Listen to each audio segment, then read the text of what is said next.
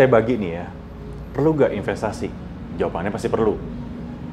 Bagi saya itu perlu gitu, karena itu alat bantu gitu kan, kendaraan yang diperlukan untuk satu tujuan, perlu investasi.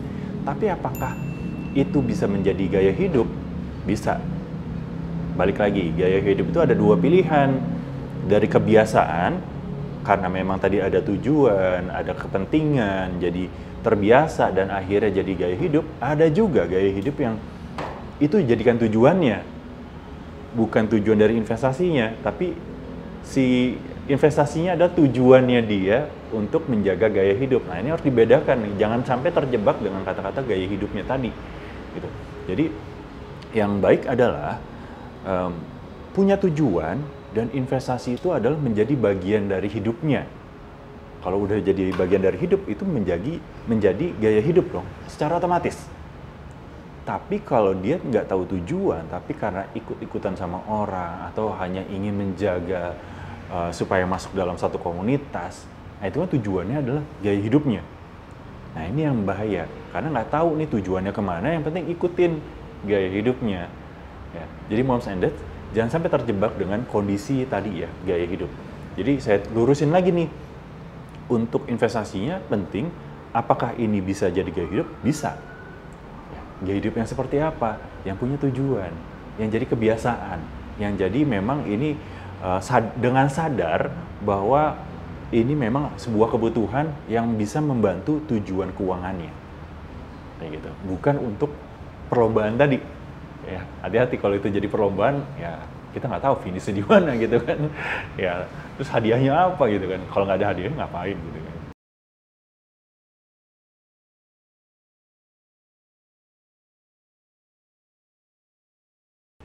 Langkah yang pertama yang selain yang tadi ya, siapin uangnya dulu segala macam. Tentukan tujuannya juga. Tujuannya untuk apa? Karena tujuan itu, dari tujuan tadi, kita tahu berapa lama lagi kita butuh. Contoh, untuk biaya sekolah anak, gitu kan. Kalau moms and dad nih paling concern sama biaya pendidikan anak nih, ya itu bikin pusing soalnya. Ya, biaya pendidikan anak, misalkan anaknya baru lahir atau udah 1 tahun lah ya, gitu. Biasanya baru kepikiran tuh. Nah, itu coba dihitung mau masuknya dari TK atau preschool. Ya, preschool udah tahu dong usia berapa, TK udah tahu dong usia berapa. Dari anak sekarang berapa tahun lagi. Jadi udah tahu berapa tahun nanti akan dibutuhkan. Dan yang perlu diingat adalah usahakan dimundurin. Misalkan biasanya kan masuk itu di bulan Juli, Agustus gitu ya. Bayarannya kan 6 bulan sebelumnya biasanya. Januari itu udah bayar. Berarti ngitungnya adalah di Desember tahun sebelumnya supaya aman gitu ya. Lalu kalau udah tahu berapa tahunnya, coba survei. Ya, kita tinggal di mana nih? Mau masuk sekolahnya daerah mana? Atau paling nggak beberapa daerah yang tahu, nih harganya segini, nih harganya segini. Compare. Jadi kita tahu berapa lama lagi kita harus butuh berapa. Ya, lalu kita hitung, kita tarik mundur. Ya, banyak kalkulator tuh, banyak banget kalkulator untuk menghitung itu banyak banget. Banyak di aplikasi-aplikasi.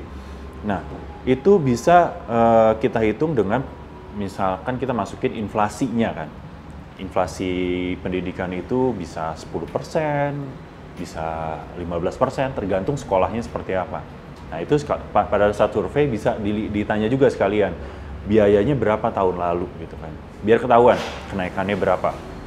Lalu dari situ kita bisa hitung berapa persen sih, masukin ke kalkulator, kita kalkulatkan itu berapa, dan nanti biasanya di kalkulator juga butuh berapa investasinya. Maksudnya berapa persen investasi yang bisa ngejar 10%. Misalkan kita harus make sense juga gitu. Misalkan 3 tahun lagi masukin inflasinya 10%. Terus apakah kita harus ngejar investasi 10%? Bisa aja. Tapi resikonya juga besar. Karena untuk 3 tahun itu terlalu pendek. Terlalu pendek kalau kita ngejar 10%. 10% itu kan harus ada sebagian mungkin harus masuk ke saham atau reksadana saham. Sedangkan reksadana saham itu amannya adalah 5 tahun ke atas. Untuk menjaga nilainya ya, supaya resikonya lebih rendah. Kalau kita paksakan, berarti kita juga harus siap uang yang lebih banyak juga. Ya. Jadi nggak cuma nggak satu instrumen gitu. Bisa dicampur. Ada di obligasinya, reksadana obligasi, ada sahamnya. Kita bikin yang namanya, kalau saya tuh istilahnya adalah investment plan. Kita bikin plannya. Berapa persen sih yang kita tuju? Kalau nggak make sense, ya udah nggak apa-apa. Nggak usah dipaksakan jadi 10% juga kenaikan setiap tahunnya. Kenapa? Karena nanti ada resikonya juga. Nggak apa-apa, misalkan, cuman bisa mentok di 7% nih. Ya udah, berarti angkanya dibesarin. Angka yang kita kumpulkan harus lebih besar gitu kan, daripada yang seharusnya misalkan kalau 10% mungkin bisa 1 juta gitu. Sedangkan kalau 7% berarti harus naik jadi 1,5, mungkin seperti itu. Jadi dengan kalkulator itu kita bisa lihat. Ya, atau dibantu dengan para perencana keuangan.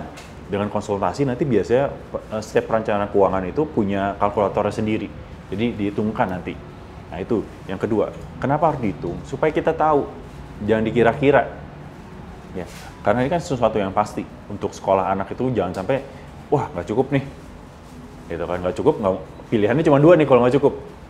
Ditunda, yang nggak mungkin banget ya kalau anaknya harus ditunda gitu sekolah, masa sih, nggak lucu gitu ya. Tahun depan aja nih, ini uangnya belum cukup gitu, nggak lucu kan. Nah yang kedua nih yang bahaya. Yang kedua, ini yang paling gampang banget terjadi adalah ngutang. Gitu, utang atau jual barang atau pakai investasi yang tadi nih, misalkan investasi yang buat yang lain akhirnya diambil gitu kan, yang tadi buat dana darurat diambil gitu. Nah itu yang paling bahaya karena nanti itu akan berantakan semuanya gitu kan. Nah itu langkah-langkahnya. Tahu dulu mau berapa tahun, tahu sekolahnya di mana, biayanya berapa, dihitung. Lalu kita cari instrumennya, bisa dicampur, nggak cuma satu. Jadi jangan terpaku dengan, yang 7% apa, cari yang 7%, enggak, bisa dicampur. Sesuaikan dengan experience-nya tadi, sudah sampai mana nih pengetahuannya. Kalau belum tahu, ya cobain satu-satu dari awal. Gitu.